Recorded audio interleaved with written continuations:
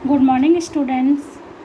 आज हम पढ़ेंगे महादेवी वर्मा पाठ 7 मेरे बचपन के दिन।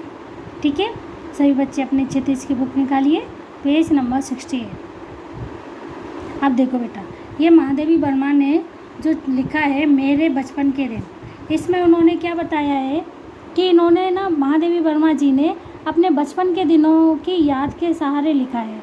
जब वे विद्यालय में पढ़ रही थी उस टाइम लड़कियों के प्रति सामाजिक रवैया, विद्यालय की सहपाठिनों, छात्रावास के जीवन, छात्रावास मतलब हॉस्टल है ना, हॉस्टल के जीवन और स्वतंत्रता आंदोलन के प्रसंगों का बहुत ही सजीव वर्णन किया है।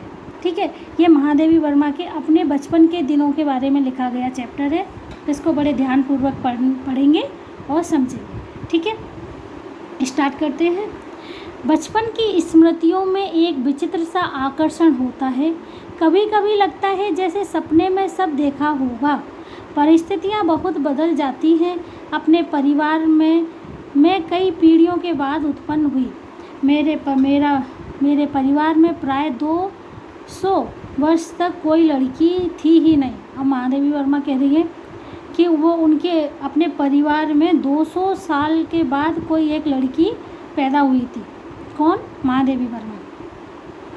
सुना है उसके पहले लड़कियों को पैदा होते ही परम धाम भेज देते थे। परम धाम मतलब मार देते थे। मैंने आपको पहले भी बताया था कि पहले लड़कियों को पैदा होते ही पहले लोग उनको जन्मते ही उनकी हत्या कर देते थे। जिस चारपाई में जन्म होता था उस चारपाई के ही पैर के नीचे उनको दबा के मार देते थे, जिंदा मिट्टी में दफना देते थे। कोई भी लड़कियों को पसंद नहीं करता था, सब लड़कों को पसंद करते थे, इसलिए लड़कियों के जन्म होते ही उनको मार देते थे। फिर मेरे बाबा ने बहुत दुर्गा पूजा की। हमारी कुल देवी दुर्गा थी। मैं उत्पन्न हुई तो मेरी बड़ी खातिर हुई। मुझे वह सब नहीं सहना पड़ा जो अन्य लड़कियों को सहना पड़ता है। परिवार में बाबा फारसी और उर्दू जानते थे। पिता ने अंग्रेजी पढ़ी थी। हिंदी का कोई वातावरण नहीं था। परिवार में जो उसके बाबा थे वो फारसी और उर्दू जानते थे। पिताजी अंग्रेजी जानते थे क्योंकि उनकी इंग्लिश में ही पढ़ाई हुई थी। हिंदी का कोई भी वातावरण नहीं था।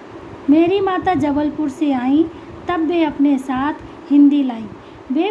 उनकी माताजी महादेवी वर्मा जी की माताजी जबलपुर की थी और जब वो जबलपुर से आई तब वो अपने साथ हिंदी लाई, मतलब उनकी माताजी हिंदी को बोलती थी और हिंदी को जानती थी।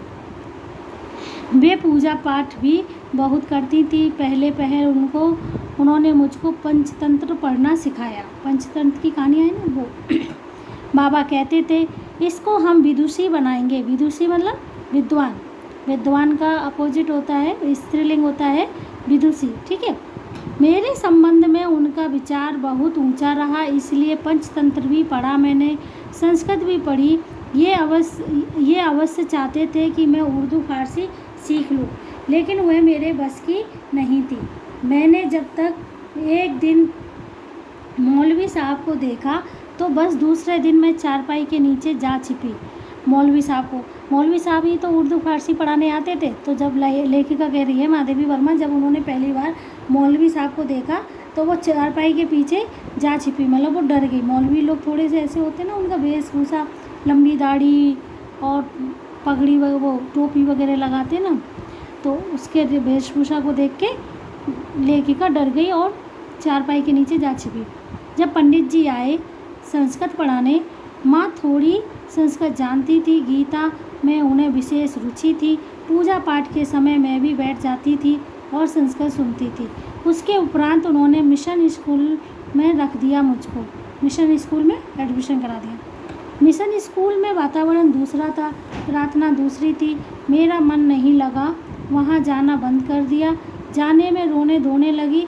तब उन्होंने मुझको क्राथफेल्ट गर्ल्स कॉलेज में भेजा, जहाँ मैं 5वीं दर्जे में कौन से कॉलेज में, गर्ल्स कॉलेज में भेजा? क्राथफेल्ट, जहाँ उन्होंने 5वीं की क्लास 5th, ठीक है, 5वीं में भर्ती हुई। यहाँ का वातावरण बहुत अच्छा था। उस समय हिंदू लड़कियाँ भी थीं, ईसाई लड़कियाँ भी थीं। हम लोगों का एक ऐसा ही मैस था। उस मैस में प्याज तक नहीं बनता था। वहाँ छात्रावास के हर एक कमरे में हम 4 छात्राएं रहती थीं। एक रूम में कितनी रहती थी? 4 छात्राएं। उनमें पहली ही साथी सुभद्रा कुमारी मिली। 7वें दर सुभद्रा कुमारी, इनकी पहली साथी कौन मिली? सुभद्रा कुमारी, जिन्होंने वो लिखी थी रानी लक्ष्मीबाई की कविता लिखी थी ना, खूब लड़ी मर्दानी, वो तो झांसी वाली रानी थी। तो पहली साथिन कौन मिली? सुभद्रा कुमारी। 7वें दर्जे में वे मुझसे 2 साल सीनियर थी। ये इनका एडमिशन 5th क्लास में हुआ था और सुभद्रा कुमारी उस टाइम 7th क्लास में थी। वे कविता लिखती थी और मैं भी बचपन से तुक मिलाती आई थी। तुक मिलाती आई थी मतलब राइम्स मिलाना।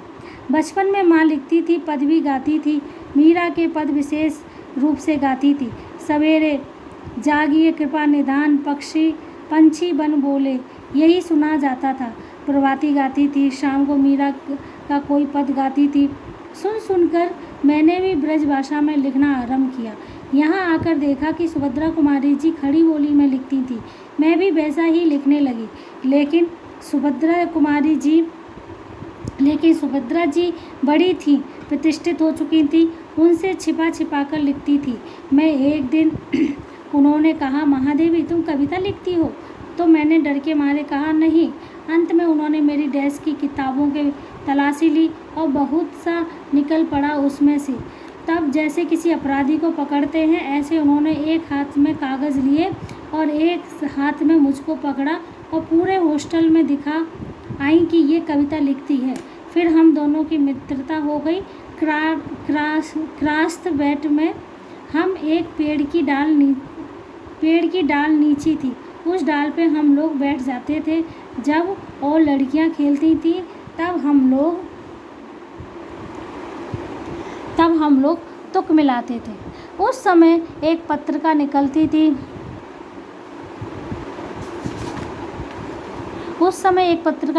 थी, स्त्री दर्पण, उसी में भेज देते थे। अब ये दोनों लोग ना मिल कर के कविता लिखने लगे और एक पत्रिका उस टाइम निकलती थी, स्त्री दर्पण, उसमें वो कविताओं को भेज देते थे। अपनी तुकबंदी छप भी जाती थी। फिर यहाँ कवि सम्मेलन होने लगे तो हम लोग भी उसमें जाने लगे। हिंदी का उस समय प्रचार प्रसार था। मैं सन 1917 में यहाँ आई थी। उसके उपरांत गांधी जी का सत्याग्रह आरंभ हो गया और आनंद भवन स्वतंत्रता के संघर्ष का केंद्र हो गया। जहाँ तहाँ हिंदी का भी प्रचार चलता था। कवि सम्मेलन होते थे तो क्रास्त बैट से मैडम हमको साथ लेकर जाती थी। हम कविता सुनाते थे। कभी हरिऔध जी अध्यक्ष होते तो कभी श्रीधर पाठक होते थे, कभी रत्नाकर जी होते थे, कभी कोई होता था। कब हमारा नाम पुकारा जाए बेचैनी से सुनते रहते थे। मुझको प्राय प्रथम पुरस्कार मिलता था। 100 से कम पदक नहीं मिले होंगे उसमें। अब जो कवित्री महादेवी वर्मा अपनी जो कविताएं सुनाती थी उनमें उनको प्रथम पुरस्कार मिलता था और वो 100 पुरस्कार ले चुकी थी इन सब में। ठीक है बेटा, चैप्टर आप अपने आप पढ़ना। अब आगे का चैप्टर हम आपको कल पढ़ाएंगे। ठीक है, गुड डे बेटा।